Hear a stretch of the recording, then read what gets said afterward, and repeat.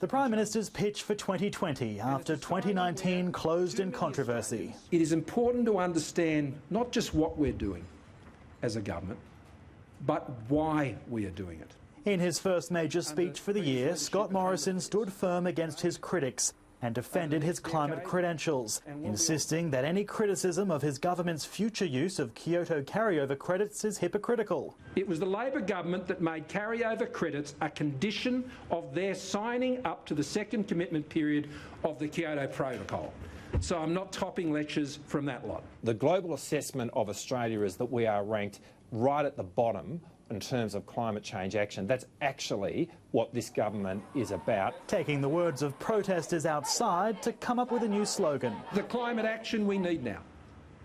Building dams, developing new crop varieties, improving planning for natural disasters is climate action now. A crucial component to his climate action, increasing Australia's access to domestic gas supplies, with Victoria and Tasmania both persisting with fracking bans. Gas has a critical role to play. We've got to get the gas. From climate change to the bushfire battle, Mr Morrison again insisting that action should include a national standard for hazard reduction and a transparency register for all jurisdictions conducting reduction burns. We've got to be comparing apples with apples. We've got to be using the same methodologies. And reiterating the need to ensure the Army can be called out by the Commonwealth when needed during a national disaster without an invitation from the states. There is now a clear community expectation that the Commonwealth should have the ability to respond in times of national emergency. All that's required to roll out the Australian Defence Force and to maximise all of the resources that are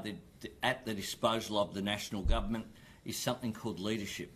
It doesn't need legislation. When the Prime Minister's speech concluded and the questions began, the focus returned to the sports rorts saga, as the Prime Minister awaits the findings of a report into whether Bridget McKenzie violated the ministerial standards by favouring marginal seats over merit when allocating taxpayer-funded grants. This is a serious matter.